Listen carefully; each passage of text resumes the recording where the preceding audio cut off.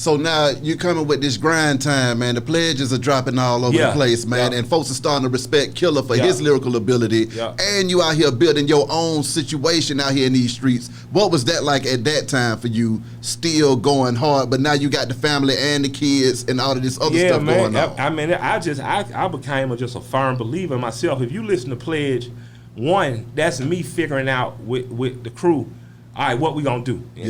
Pledge, by the time I got to Pledge 2 was a motivational speech to me. I didn't realize, how many other people need to hear it. But when you hear 10 G's, when you start to hear God in the building, you know what I mean? That's me talking to me. I want to give up. So I'm saying, hey, dog, you can't give up. You know what I mean? Like, so for me, Pledge 2, it was a total change in mentality for me. I became a leader on that album. Being transparent in the music, though, that's something that I feel like is lacking in the industry right now. What was that like for you, laying your soul on all of them damn tracks? Hey, it was, transparency works a couple different ways. It's very scary to do it. Because people prefer a beautiful lie.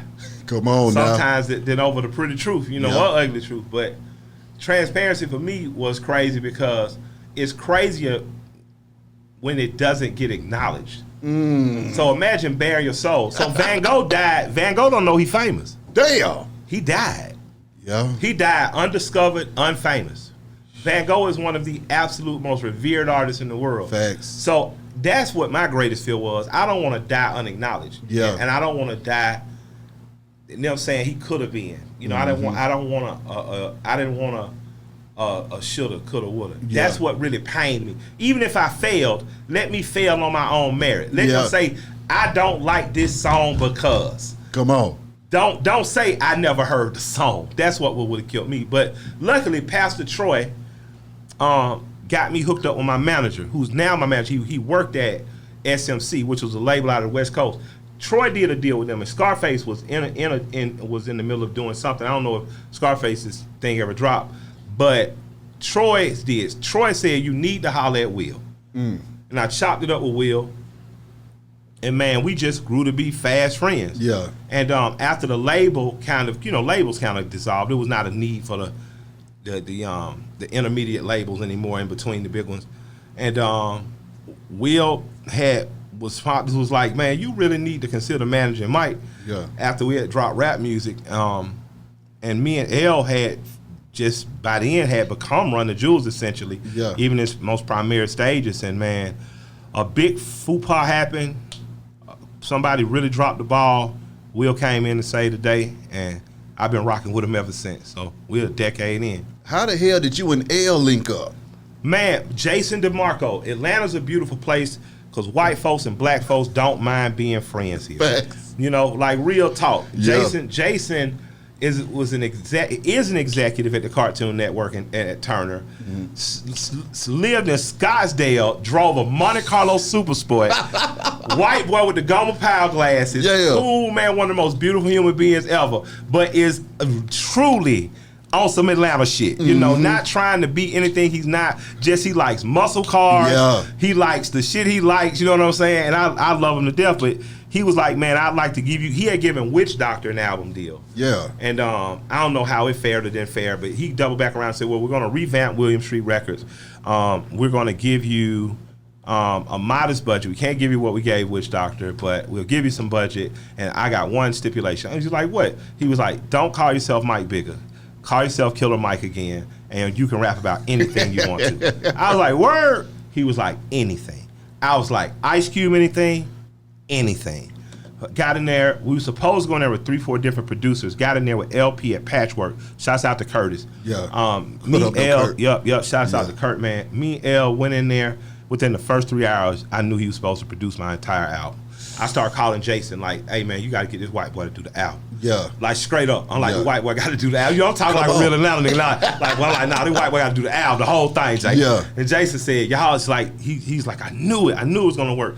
He said, y'all working now? I said, yeah. I said, it's been 3 hours. We got 3 records. Jason said, all right, stay on them. I'm going to go find the money. And Jason got on the calls and started trying to find the money for the next 60, 90 days. I was on L head. I was calling his ass every day. Like, just 3 records ain't enough because you got to do the whole album. That's what it is. And after that, they dropped his album Cancer for Cure a week before Rap Music. Rap Music was named because of Maurice Garland. Maurice Garland put up on Twitter one time, Rebellious African People's Music. And I told him, hold it. I said, I'm using that as as a title for an album. Yeah. So all this Atlanta intersectionality, you know, all this MJQ intersectionality. Yeah. All this, you know, all this, you know, where you going to see your show at? It came together, man. Drunken Unicorn. All this came together. Yeah. And me and L dropped and we toured together. We each had a song on each other's record. Kids were going crazy, and I remember when we got back home after that run, and at this point we happy because we playing 500 people rooms, getting bumped up to 500 to 700 people rooms and shit, right? So we playing Masquerade, Heaven and Hell, stuff like that. But L was like, he owed a record, like a mixtape, the Fat Possum, I think, and he was like, man, it just takes me a long time to write. Yeah. And I was like, say less, man. Just like. Boy, this like Carver Lonely and Stockton right here, man. We finna. I said, I'm coming up to New York, and I remember L was like, man, he was like, I don't have any money from you. I said, I didn't ask you about no money. Yeah. I said, we get back on the road. I said, don't worry about that. We went and did Run the Jewels 1 in 2 weeks. Damn. We went back out on the road, and on the road we opened it for Run the Jewels. So Killer Mike come out, do his 30 minutes, L do his 30 minutes, and then Run the Jewels do 30 minutes. And we come out there and there's some Killer Mike fans like, LP fans, Def Jam fans, and then we come back out together, sometimes soaking wet. We the same two dudes that had just been on stage for an hour. Yeah. And it was a group of kids that would always be quietly respectful, clap or whatever, but they didn't come for Killer Mike. Yeah. They didn't come for LP. They came for Run the Jewels. Yeah. And by the end of that tour, those 700 people rooms had become 1,500 people rooms. And it started going crazy. By the time you got to Run the Jewels tour, we're playing Run the Jewels 2, we're playing Coachella. Yeah. And we're playing huge the Governor's Ball in New York. And we're playing Music Midtown by 3. Like, so I started understanding, oh shit, I am exactly where Outkast was at the exact moment I kind of got on with them in terms of touring and audience. And I realized then the purpose in the journey that I'm on. Exactly. The purpose in seeing friendship should always trump the group.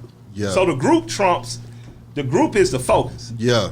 It trumps all the other personal petty bullshit. It trumps all the additional ego and shit because the group has put us all here. Yeah. But the friendship trumps even the group. The brotherhood that LP and I have trumps even Run the Jewels because I love my brother so much that I'm not going to let Run the Jewels down. And Run the Jewels as a community loves our supporters so much that we not going to let each other's down through ego and insecurity. So being able to now be in the moment that I got a chance as a voyeur to witness has made me a wiser steward of my position. And I really appreciate it that much more. Like I genuinely appreciated getting back on stage last week because I missed y'all. Yeah. I sincerely missed you. I can remember I walked out on stage. I walked out on stage and it was whole bunch of, a lot of white kids at festivals always, right?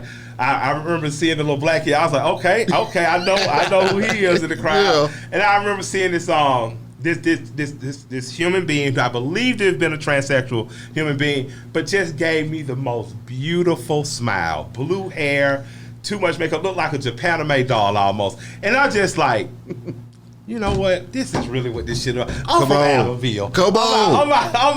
I'm out here with the Japanimation doll live. It's just, man, it made me even more filled with gratitude for the journey I've been on. And I'm talking about everybody from the kids that supported us when we was at the Bounce doing Never Scared, to right now. It just, y'all mean so much to me, like it. And I don't mean that in a trivial way. I don't mean that in a, oh, thank you. I mean, I sincerely take the time to take pictures with people, to converse with people, to meet and greet people at their level in the streets because, guys, I appreciate it. I wasn't good for nothing else. Everybody told my grandmama that, so shit, I probably been in prison.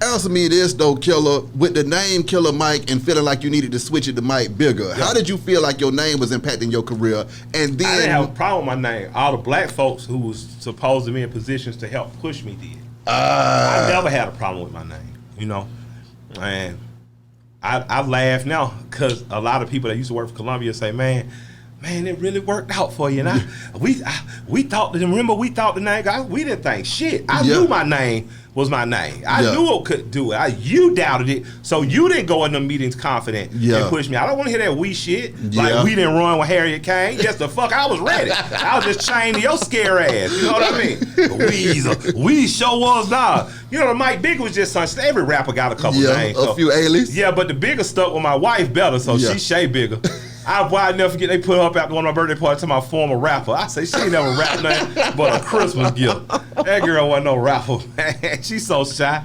My God.